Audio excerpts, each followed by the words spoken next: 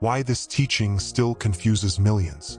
Among all sayings attributed to Jesus, few are quoted more often and understood less completely than the statement, "The kingdom of God is within you."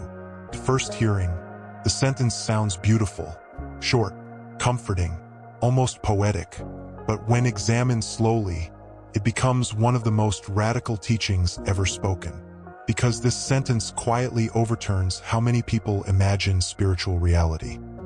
Most minds expect the sacred to appear externally, a place, a future event, a distant arrival, a visible intervention. But here, the direction changes, not outward first, inward first, and that single shift changes everything. Because if the kingdom is within, then the deepest search cannot begin only in institutions, rituals, or inherited language.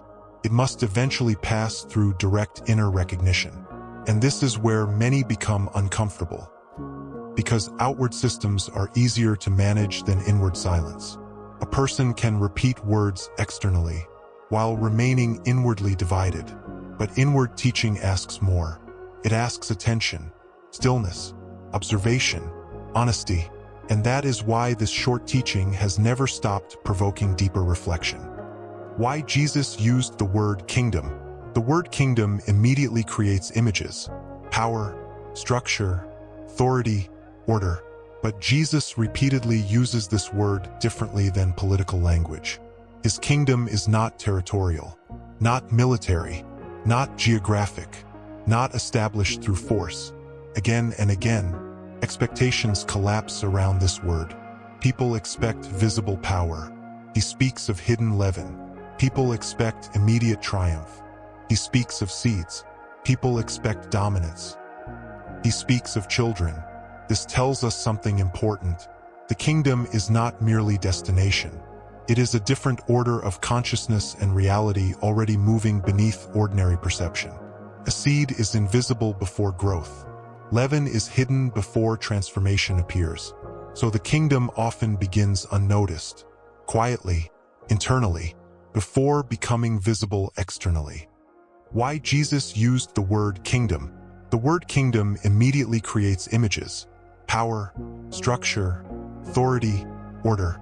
But Jesus repeatedly uses this word differently than political language.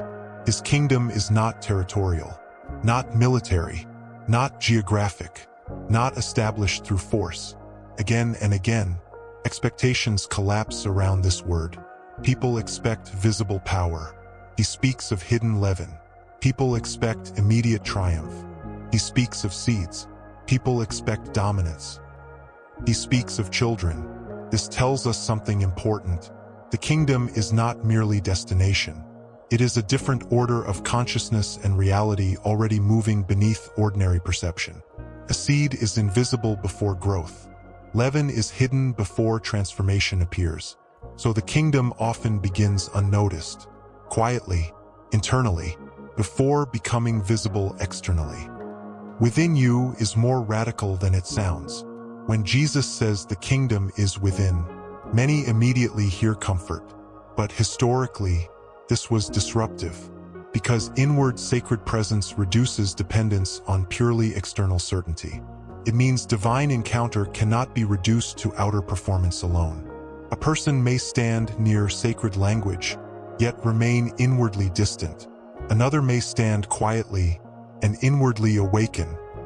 This is why Jesus repeatedly speaks more about the heart than appearance, because inner condition shapes perception, and perception shapes response. To say the kingdom is within does not deny outer practice. It means outer practice without inner awakening remains incomplete. This is why silence appears repeatedly around his life. Mountains, withdrawal, solitude, night prayer. Not because silence itself is the goal, but because silence reveals what noise hides. The kingdom and inner transformation. The kingdom implies rule. But what rules inwardly for most people? Habit, fear, reaction, memory, unexamined desire. So when inner awakening begins, a new order slowly replaces old automatic patterns. That is why spiritual growth rarely feels instant.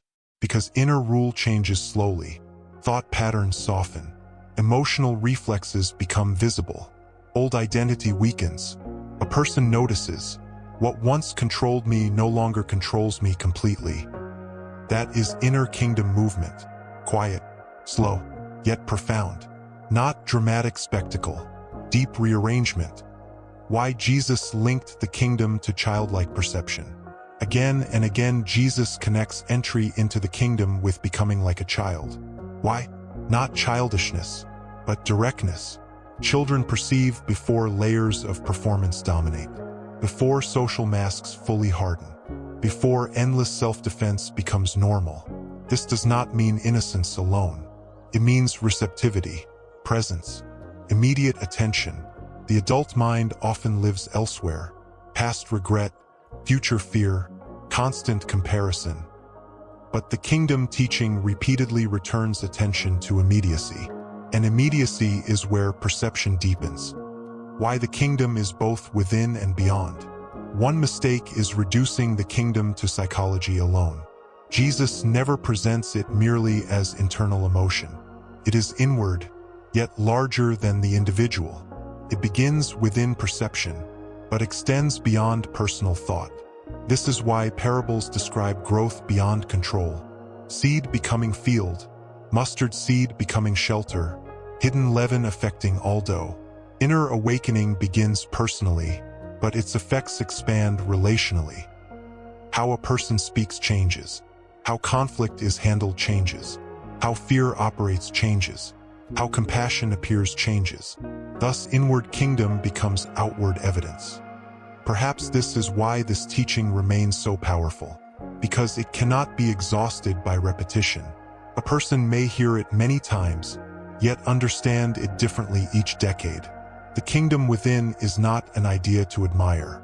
It is a reality to notice, quietly, repeatedly, patiently, and perhaps what many seek outwardly begins when inner attention finally becomes clear enough to recognize what was always near.